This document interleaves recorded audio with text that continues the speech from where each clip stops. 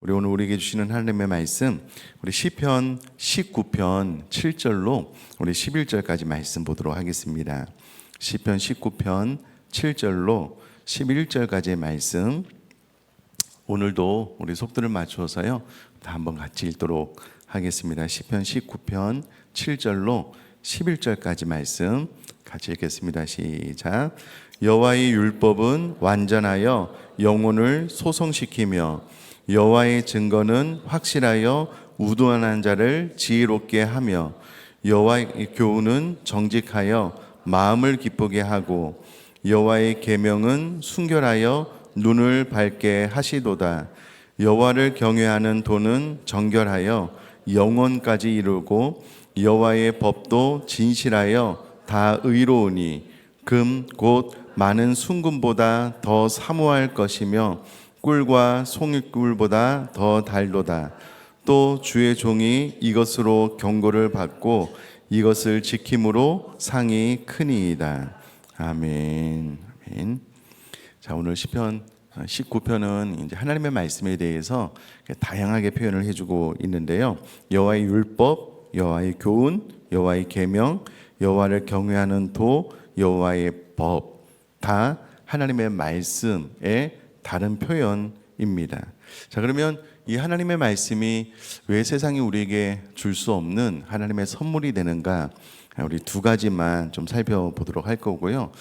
들으시면 뭐 새롭게 아는 내용은 아닙니다. 그러나 중요한 것은 어떤 말씀이 선포될 때에 그 말씀을 나의 말씀으로 받고 그 말씀대로 살아가기로 결단하는 것, 이제 그게 중요한 것 같습니다. 그 두 가지 결단이 좀 있었으면 좋겠는데요. 자, 우리 첫 번째는 영혼을 소성시키는 선물, 그것이 하나님의 말씀입니다. 하나님의 말씀은 우리들의 영혼을 소성시킨다라고 7절에 기록이 되어져 있습니다. 여호와의 율법은 완전하여 영혼을 소성시키며. 네, 여러분, 우리가 읽지는 않았지만 그 시편 19편 6절, 5절 말씀 위로부터 이제 연결되는 말씀인데요. 그 6절, 5절 말씀을 보면 이 하나님의 말씀인 토라 율법이 이 태양의 온기처럼 작용하는 것에 대해서 이제 문맥으로 보면 이제 그렇게 이해가 되는 말씀입니다. 추운 겨울을 지나고 따뜻한 봄이 되면은요, 참 매년마다 놀라운 것은 이게 참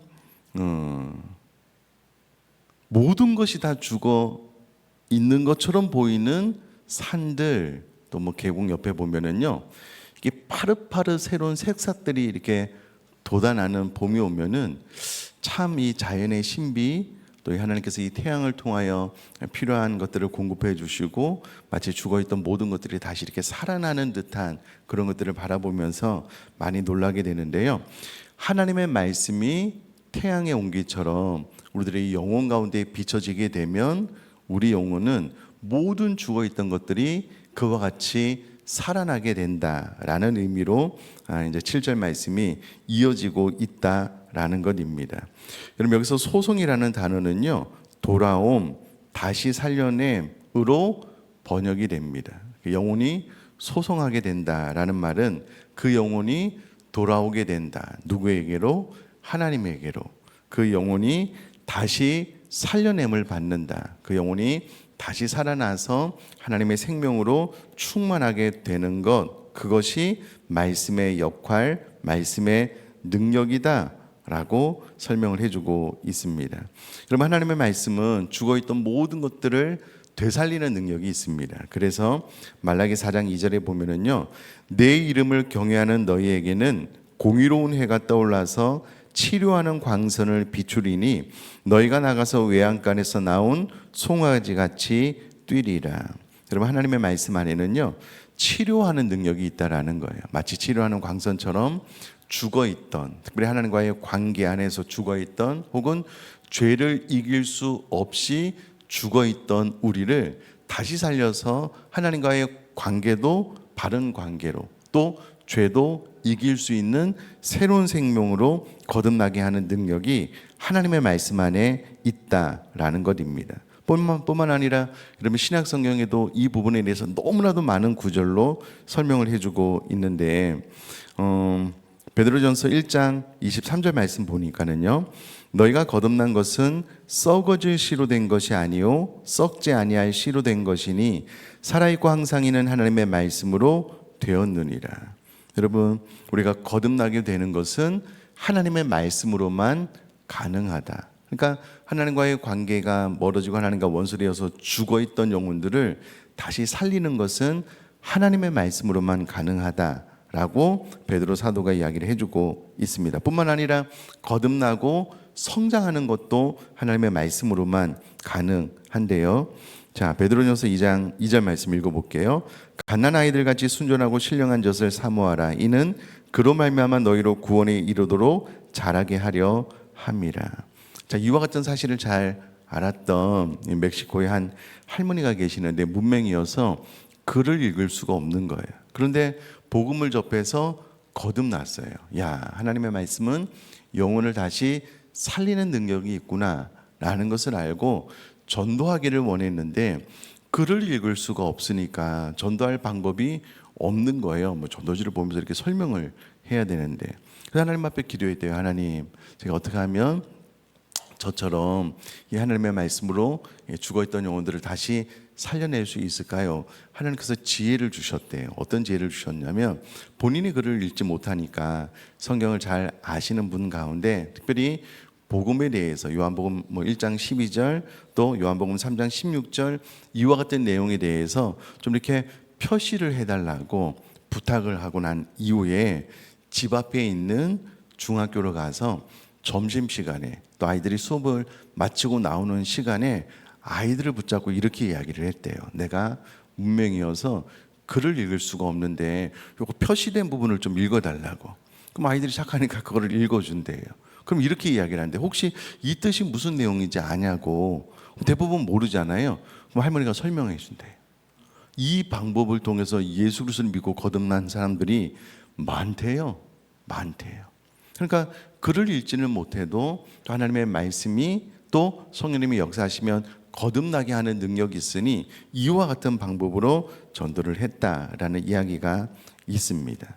자, 중요한 것은 이 하나님의 말씀이 우리들로 하여금 하나님께로 돌아서게 하고 우리 영혼을 다시 살려내게 한다라는 것을 기억하신다면 여러분들 하나님의 말씀을 늘 가까이 할 수 있기를 주님의 이름으로 축복합니다. 자, 이제 두 번째까지 나누고 이제 또 삶의 적용을 좀 해볼 텐데요. 이 하나님의 말씀이 우리에게 선물이 되는 이유는 판단을 지혜롭게 하는 하나님의 선물이기 때문에 그렇습니다. 하나님의 말씀은 우리가 지혜롭게 판단하도록 돕습니다. 지혜롭게 판단하도록 하는 능력이 하나님의 말씀 안에 있습니다. 인생이란 수많은 선택과 판단으로 만들어지는 결과물인데, 여러분 누군가 인생이란 이런 이야기 들어보셨을 겁니다. 알파벳 B, C, D 세 철자로 우리 인생 모두를 나타낼 수 있다라고 설명을 합니다. B는 birth, 출생, D는 death, 죽음이고요. C는 choice입니다. 선택입니다. 그러니까 우리 인생이란 출생과 죽음까지의 과정에서 선택의 연속, 이것이 우리 인생이다라는 거예요. 자, 그러면 출생과 죽음 사이에 일어나는 수많은 선택, 그것이 인생이라면 문제는 그 사이에서 우리가 어떻게 중요한 좋은 올바른 선택을 할 수 있느냐의 문제, 그것이 우리 인생의 문제라는 것입니다. 이런 미국 사람들에게요, 가장 존경받는 부동의 리더는 아브라함 링컨이래요. 어떤 기자가 링컨에게 물었습니다. 리더십에 있어서 가장 중요한 것이 무엇이라고 생각합니까? 링컨은 주저하지 않고 지혜라고 대답을 했습니다. 이런저런 질문 끝에 제일 마지막으로, 그러면 그 지혜를 당신은 어디에서 얻었습니까? 라고 질문할 때 링컨은 주저함 없이 내게 지혜의 원천은 어려서부터 내 어머니께 배운 성경이었습니다 라고 대답을 했대요. 그러니까 미국 사람들이 가장 존경받는 링컨이 그 인생의 바른 판단을 내리게 되었는데, 그 판단을 내릴 수 있는 그 근거, 그것이 무엇입니까? 어디서 그 지혜를 얻었습니까? 바로 하나님의 말씀에서 얻었습니다 라고 고백을 했다라는 겁니다. 여러분, 시편 기자도 동일하게 19편 7절에 보니까는요, 여호와의 증거인 말씀은 우둔한 자를 지혜롭게 한다라고 설명을 하고 있습니다. 그가 아무리 우둔한 자여도요, 하나님의 말씀을 많이 접하면 하나님께서 이 말씀을 통하여 지혜를 공급을 해주신대요. 그래서 현명해진대요. 지혜로워진대요. 그래서 바른 판단을 할 수 있게 된다라고 이야기를 하고 있고요. 그 결과 8절에 보면은요, 여호와의 계명은 이 말씀으로 말미암아 순결해지고 눈이 밝아진다 라고 8절에 설명을 하고 있는데, 여러분, 눈이 밝아진다라는 말은 결국은 바른 판단력을 갖게 된다라는 의미입니다. 여러분, 반대로 눈이 어두워지는 경우를 좀 생각을 해보면, 그럼 일단 눈이 어두워지면은요, 방향 감각을 가질 수가 없습니다. 여러분, 예를 들어서 오늘 이 새벽에 일어나서 눈을 감고 교회까지 온다. 그럼 상상이나 할 수 있겠습니까? 특별히 운전을 하고 오신 분들은 눈을 감고 교회까지 운전을 해서 온다? 불가능한 일이잖아요. 그리고 있을 수 없는 일이잖아요. 교회를 찾아올 수 없을 뿐만 아니라 출발하자마자 바로 사고가 날 거예요. 눈을 감고 어디로 가야 되는지 방향 감각이 없고 눈을 감으면 그 길을 내가 오른쪽으로 바로 가야 된다는 판단 자체가 불가능한 거예요. 그러니까 바로 사고가 날 수밖에 없겠죠. 마찬가지로 인생이 마치 하나님의 지혜 분별력이 없어서 눈을 감고 인생을 살아간다라고 생각을 해보면, 여러분, 바른 판단은 불가능한 거예요. 그러니까 늘 그릇된 판단, 잘못된 판단, 사고가 날 수밖에 없다라는 것입니다. 여러분, 눈이 어두워져 있는 사람들은 너무나도 많이 있습니다. 돈에 눈이 어두워져 있는 사람도 있고요. 명예, 이 사랑에 눈이 어두워져서 그릇된 판단을 하는 경우가 있잖아요. 욕심에 눈이 어두워져서 자꾸 잘못된 곳에 투자를 하는 거예요. 이게 분명히 잘못됐는데 이게 욕심이 눈을 가려요. 바른 판단을 하지 못하게 한다라는 거예요. 그래서 우리에게는 밝은 눈, 깨끗한 마음 너무나도 중요한데, 그래서 시편 19편 8절에서 9절은 이렇게 이야기를 하고 있죠. 여호와의 교훈은 정직하여 마음을 기쁘게 하고 여호와의 계명은 순결하여 눈을 밝게 하시도다. 여호와를 경외하는 도는 정결하여 영원까지 이루고 여호와의 법도 진실하여 다 의로우니. 그래서 말씀은 우리의 판단을 지혜롭게 하는 하나님의 선물이 된다라는 겁니다. 너무 간단하죠. 하나님의 말씀은 영혼을 소성케 하는 선물이고요, 하나님의 말씀은 판단을 지혜롭게 하는 선물이다라는 겁니다. 자, 이제 저를 한번 봐주시고요. 제가 고등학교 말미에 저희 아버님이 축산을 하기 때문에 저희 형은 공부를 잘했어요. 그래서 이제 공부를 잘해서 대학 가서 인생을 살아갈 거고, 웬일인지 그때 당시에는 아버님의 가업을 이렇게 물려받는 그런 생각들이 있었잖아요. 그래서 아버님이 축산을 잘하고 계시니 내가 축산을 이어받아야 되겠다. 그런데 저에게는 좋은 주일학교 교사가 되는 꿈이 있었습니다. 그래서 이제 축사는 언제든지 아버님께 배워서 물려받으면 되니 고등학교를 졸업하고 서울로 신학을 하러 올라와서 신학 공부를 잘해서 다시 이제 김해로 가서 좋은 선생이 되었으면 좋겠다. 교회학교 선생, 그것이 저의 꿈이었거든요. 그래서 이제 신학을 시작을 하고 또 하나님의 은혜를 받고 이제 헌신을 했는데, 신학교를 가기 위해서 부산에서 저희 이제 6명의 그 찬양팀들이 너무 신학 지식이 없으면 안 되잖아요. 시험도 본다는데. 그래서 저녁마다 모여서 성경을 읽고 나눔을 시작을 했습니다. 다른 것 안 하고요. 그때가 저희 인생의 큐티라는 것의 첫 시작이 되었습니다. 큐티가 뭔지도 모르고 그렇게 시작을 했어요. 근데 생판 안 하던 것을 하니까는 잘 될 리가 없잖아요. 그래서 6명이 모여가지고요, 말씀을 읽고 우리 돌아가면서 나눕시다라고 하는데 눈만 뻐끔뻐끔 뜨고 이게 도대체 무슨 말인지 모르겠다고. 이게 놀라운 것은요, 그게 한 달, 2달이 되니까는요, 1명, 2명 나눔이 시작된 거예요. 말씀을 읽고 희한하게 깨달아지는 게 있어요. 그래서 이런 말씀은 이런 건 것 같다고, 이런 은혜가 있다고 나눠지더니 점점 풍성해지는 거예요. 야, 이게 뭐지? 이게 하나님 말씀이 이런 건가? 말씀을 읽으니까는요, 안 보였던 것들이 보이기 시작을 하는 거예요. 그래서 마음에 깨달음이 오는 거예요. 와, 이렇게 살아야 되겠다. 이제 나누면서 삶이 조금씩 변해지게 된 것 같아요. 신학교에 와서 하나님 앞에 헌신하고 난 다음에 부끄럽지만 저는 인생에 노는 것이 목적이었던 것 같아요. 그래서 이제 교회를 다녔지만 인생을 즐겁게 살기 위해서 노는 것들은 다 좀 잘 개발을 했던 것 같아요. 그러니까 공부를 열심히 하는 스타일은 아니었던 것 같아요. 그런데 이제 하나님 앞에 주의종으로 헌신을 하고 난 다음에 이대로는 몸된 교회를 섬길 수가 없잖아요. 그래서 책을 수천 권을 읽었던 것 같아요. 정말 막 목숨 걸고 많은 책들을 읽었던 것 같아요. 책을 읽으면서 너무나도 많은 유익이 되었습니다. 한 사람이 인생을 살아가면서 그가 깨달은 것들을 이 책 한 권에 담아내는, 그래서 그것을 들여다보고 배우는, 인생 철학을 배우는 그 모든 순간들이 너무 즐거웠습니다. 너무 행복해서 그래서 계속해서 책을 읽었던 것 같아요. 근데 문제는 그렇게 막 수백 권씩 넘어가다 보니 어느 순간 지식은 쌓이는 거예요. 이런 게 참 좋다라는 것들이 쌓여가기 시작을 하더라고요. 설교할 때 그런 것들을 잘 활용을 했어요. 근데 문제는 물론 도움이 전혀 안 된 것은 아닐 거예요. 많은 도움이 되었습니다. 이렇게 의식을 깨우고 또 갇혀있던 그 지식의 한계를 뛰어넘는 그 많은 그런 도전, 또 그런 것들을 받은 것들은 분명해요. 부인할 수 없습니다. 그런데 정말 성경이 말하는 성령의 9가지 열매, 인격, 성품이 바뀌고 삶의 태도가 물론 책을 통해서도 바뀌지만 그런 것들이 좀 많이 부족하다라는 생각을 하게 되었어요. 그래서 정말 내 인생을 바꾸는, 내 삶의 태도를 바꾸는 가장 강력한 힘은 무엇인가 라고 그 많은 책을 읽으면서 느낀 것이 무엇이냐면 결국은 말씀이에요. 말씀. 매일같이 큐티를 하면서 한 가지 적용을 하고 그 적용을 제 삶에 실천하려는 시도들이 물론 맨날 잘 되는 건 아니에요. 맨날 잘 되는 건 아니에요. 그런데 어떻게든 이 하나님의 말씀을 읽고 깨달은 대로 실천하려고 하는 시도들이 저희 성품을, 삶의 태도를 바꾸는데 결정적인, 가장 핵심적인 역할을 한다는 것을 신학교 때 온몸으로 느꼈습니다. 결국은 하나님의 말씀이구나.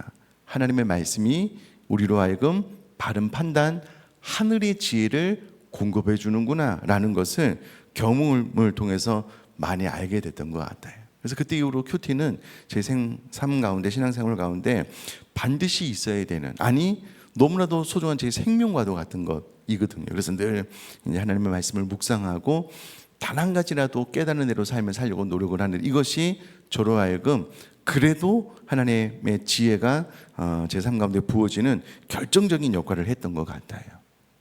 여러분, 아브라함이 갈대 아우르를 떠날 수 있는 판단은 하나님께서 아브라함에게 나타나셔서 갈대 아우르를 떠나라, 하나님의 말씀이 있었기 때문에 가능했습니다. 여러분, 모세가 이스라엘 백성을 이끌 지도자로 거듭나게 한 것은 떨기나무 불꽃 가운데 하나님께서 모세에게 말씀하신 것을 들었기 때문에 그래요. 그것을 하나님께서 그 개인에게 하시는 직접적인 말씀으로 듣고 그 말씀으로 결단했을 때에 그의 삶에 놀라운 변화들이 일어나게 되었다는 거예요. 자, 잘 보고 계시지만 다시 한번 저를 한번 봐주세요. 그렇다면 여러분, 정말 하나님의 말씀은 저 여러분들의 생애 가운데 어떤 위치에 있습니까? 어떤 위치에 있으셔요? 진짜 이 말씀이 내 영혼을 되살린다라는 확신, 정말 이 하나님의 말씀이 내 삶의 이 출생과 죽음 사이에서 그 수많은 선택에서 하늘의 지혜가 공급되게 되는 유일한 통로다, 가장 확실한 통로다라는 확신이 있다면 말씀을 대하는 우리들의 태도는 어떠냐는 거예요. 어떠십니까? 정말 중요한 질문이에요. 그래도 신방을 통해서 많이 듣는 이야기는, 그래도 일어나시자마자 이 하나님의 말씀을 우리 교육자들이 녹음한 오디오로 듣는데요, 너무 감사한 일이죠. 그것만 하셔도 감사한 일이에요. 그러나 이 새벽에 참석하신 또 이 하나님의 말씀을 집에서 이제 또 영상으로 듣는 분들은 말씀을 대하는 우리들의 태도가 조금 더 달라졌으면 좋겠어요. 이 하나님의 말씀 정말 내 영혼을 되살아나게 하고 이 말씀이 나로 하여금 매 순간 바른 판단을 할 수 있는 하늘의 지혜를 공급해 주는 통로라면 이런 말씀 앞에 머리를 숙이고 묵상하셨으면 좋겠어요. 그 말씀 붙잡고 기도하셨으면 좋겠어요. 나에게 말씀해 주시라고. 자, 그 부분에 대한 이야기가 뒤에 좀 나오죠. 시편 19편 10절 다 같이 한번 읽겠습니다. 시작. 금 곧 많은 순금보다 더 사모할 것이며 꿀과 송이꿀보다 더 달도다. 아멘. 제가 지난주에 설교 준비를 끝냈는데 오늘 새벽에 일어나자마자 혹시라도 들릴까봐 네이버에서 금 한 돈 시세를 검색을 해봤더니 54만 7천 얼마래요. 금 1kg 골든바 있잖아요. 오늘 아침에 찾아보니까 1억 4,583만 얼마래요. 1억 4,583만. 근데 여러분 하나님의 말씀을 금 곧 작은 순금이 아니고요, 많은 순금보다 어떻게 하라고요? 사모하래. 여러분 이렇게 한번 생각을 해봅시다. 이렇게 아침에 일어나서 여러분 금고에 비밀번호 하나 둘 셋 네 자리만 누르면 그 안에서 여러분 매일같이 골든바 금 1kg를 꺼낼 수 있어요. 그거 비밀번호 네 자리만 딱딱딱딱 누르면 아침에 금 하나, 다음날 탁탁 누르면 금 하나. 이걸 한번 상상을 해보자고요. 행복하시죠? 네, 얼굴에 미소가 막 떠오르시죠? 아침에 일어나자마자 그 비밀번호 4개만 누르면 금이 하나씩 딱딱 1kg가 막 딱딱 나오는 거예요. 여러분 그런 금고가 집에 있다고 생각하면 얼마나 아침에 그냥 막 너무 빨리 일어나고 싶지 않겠어요? 일어나자마자 버튼 4개만 누르면 그냥 금이 나오는데 금 1kg가 작군요. 한 10kg 정도를 해볼까요? 하나님의 말씀이 그 정금보다 더 귀하대요. 비교할 수 없대요. 아침에 일어나서 버튼 4개 누르듯 생명의산 펼치고 묵상하면 되잖아요. 그렇게 하라는 거예요. 그렇게. 자, 이제 우리는 아침에 일어나서 버튼 4개를 눌러서 골든바를 꺼내는 것처럼 그거보다 더 중요한 것이 하나님 말씀, 하늘의 지혜가 아침마다 공급되는 이거 해야 되겠다라고 결단하셨으면 좋겠고요. 시편 19편 11절 말씀 읽어보면 또 주의 종이 이것으로 경고를 받고 이것을 지킴으로 상이 크니이다. 여러분 하나님의 말씀으로 경고를 받아요. 너 그렇게 하면 안 돼. 교훈 책망 바르게 한가 의로 교육을 받아요. 그래서 하나님의 사람으로서 온전해지는 거예요. 교정을 받는 거예요. 그러니 여러분 이 하나님의 말씀은 반드시 우리에게 선물로 주신 것이니 하나님 앞에 무릎 꿇고 이 말씀을 영혼을 소생시키는 하나님의 선물로 받고 판단을 지혜롭게 하는 하나님의 선물로 받아서 이 말씀으로 여러분 우리 영혼이 소성케 되고 또 하나님의 생명으로 충만한 그런 삶에 살아나갈 수 있게 되기를 주님의 이름으로 축복합니다.